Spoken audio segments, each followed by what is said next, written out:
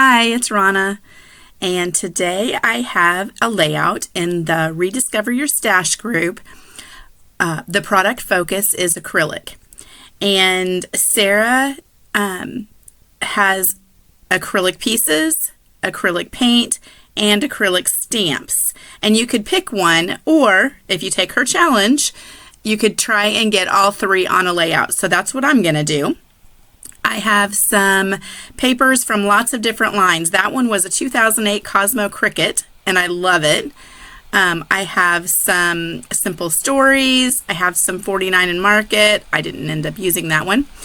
I also have some, actually my Simple Stories is from several different lines. This one and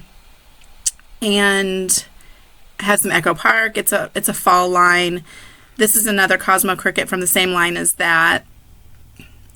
And I am going to get started with doing some tearing.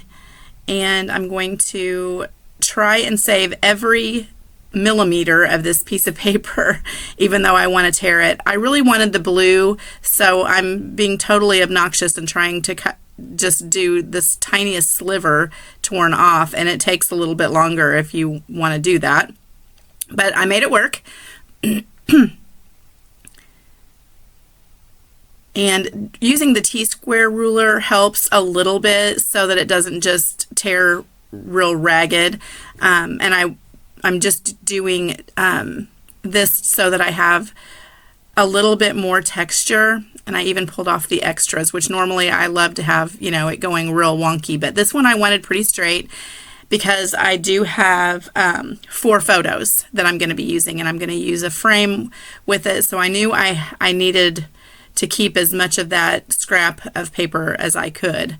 And then I'm also using it's kind of a bluish green. His little shirt was kind of a bluish green. My acrylic pieces, I have a title and then some hearts, and they're kind of, well, they're exactly the same color as his shirt. And the plaid kind of marries the blue and green together in a way. And since we're apple picking and I'm using a fall line, I like the blues and greens kind of mixed together here. So that's what I'm going to go with. That's kind of my basic design right there. I kind of thought that up as far as design before I started. And now I'm going to start going through some of the ephemera bits and things that I have from a couple of different packs and see what I have that pertain to apples. I'm going to have several pages after this in the book with pumpkin stuff, and I just wanted to kind of stick with more apples for this one.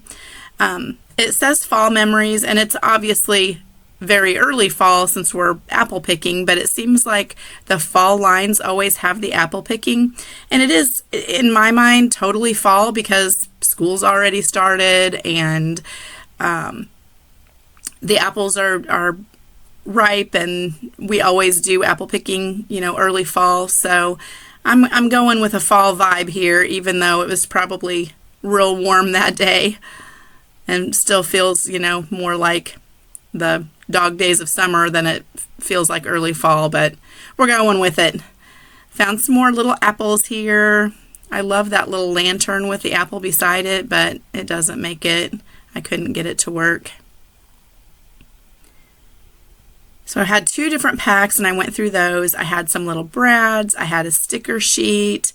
I'm still trying to make it work, and it probably would have worked like that, just like I have it there, but I go a different way here in a little bit.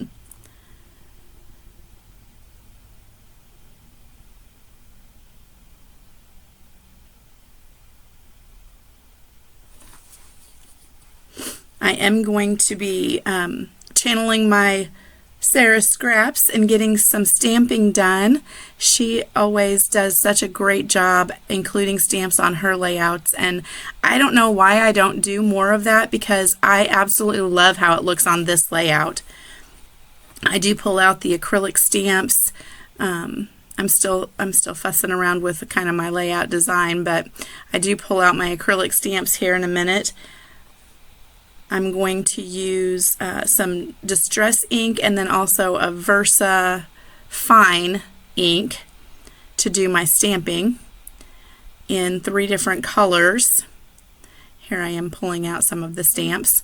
So this one I wanted to do, I wanted this little journaling piece to be numbered. So I'm using some Close to My Heart stamps that have the little numbers on them. And I'm going to use the Versa Fine ink. I think it's a sepia, vintage sepia maybe.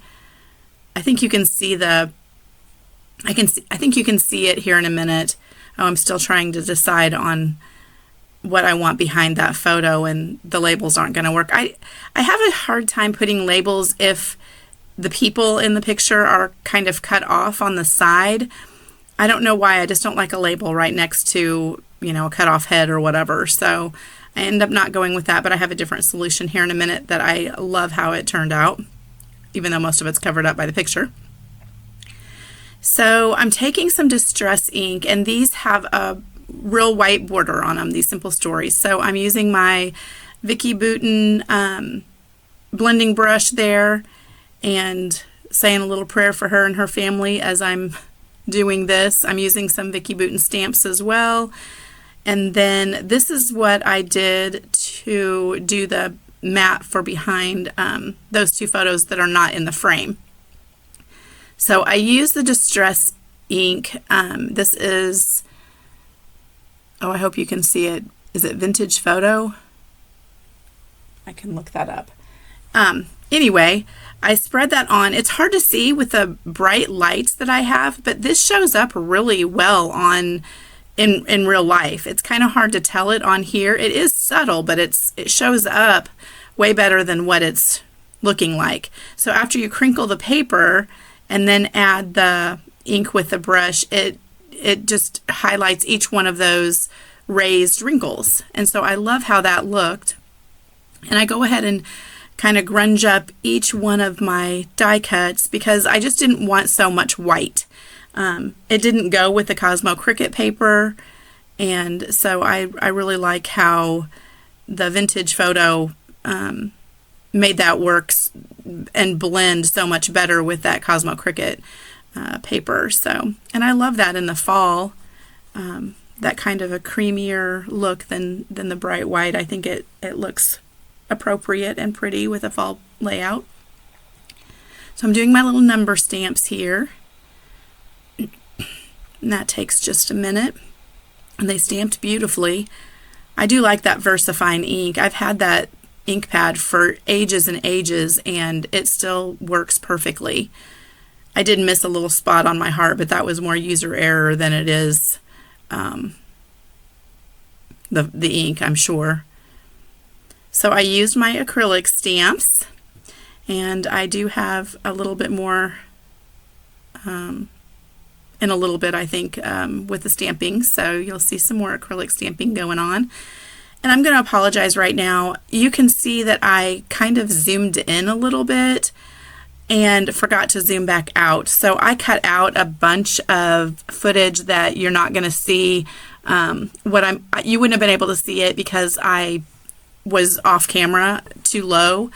So I think you can still tell what I'm doing, and a lot of what you miss is just the gluing portion, but I forgot to zoom back out, so I just didn't want a bunch of dead time here, so I did cut out a bunch, and that's why the video is maybe a little shorter than my normal. So I'm getting those glued on, and we're going to get everything kind of put where it goes. Oh no, I forgot I had this other stamping to do. So first I tried the Vintage Photo on this background, and I stamp it in several places and take a look, and it's too subtle. You can't see it, and I wanted it to show up a little bit more than that. So I take out this one, which is Rusty Hinge Distress Oxide. The other was a Distress ink. This is an oxide in Rusty Hinge, and it looks great. You can really see it. It kind of adds just a little bit of a orangey brown there, and it matches perfectly with my background paper. and the fall feeling that we're going with. And see my cute little photo mat. If you put the photos on it, it covers up almost all of it, but I'm still glad I did it and I like how it looked. So I will do that again. Getting some of this glued on, and I used Nouveau Deluxe adhesive. I don't know what I don't use a lot of acrylic pieces. I don't know what everybody else uses to glue it on. This one kind of had a paper backing on the back of it, and so the Nouveau Deluxe adhesive, I think these are color cast. It worked fine and great, and you can't see it at all, and you still have that that pretty acrylic look, but it's the adhesive didn't show, so that was great.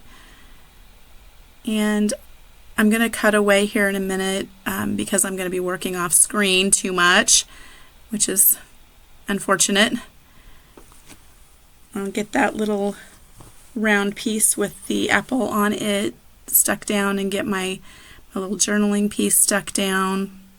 I do pop up a couple of the apples, and that's going to go over the frame, so it also had to be popped up on 1/2 so that it would be even with the frame.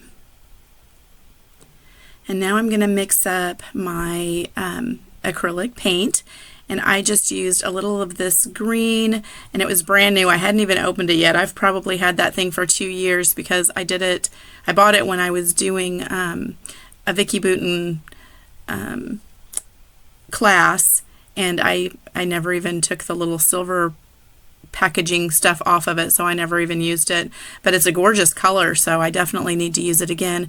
I used the acrylic paint just for splatters, and the splatters, when you're using so many different lines, and they're, maybe not perfectly matched in colors or anything, by adding the splatters, it really ties everything together, and it looks like it all was meant to be together. So I'm kind of showing you the splatters there. They're still wet, but it even splatters beautifully over the chipboard frame. It splatters beautifully over the acrylic pieces, and it doesn't, wipe off or stay wet or any of those kind of things because it's acrylic paint. So I love how that looks. And there's my finished layout. I did add in some of the brads that you didn't see on screen in a couple of places. Well, I think I have them in 3 places. And that's it. And this is a hop, so you can find all of the information in the Rediscover Your Stash Facebook group. And I appreciate so much you taking the time to watch and subscribe, like the video, and any questions that you have, please leave me a comment.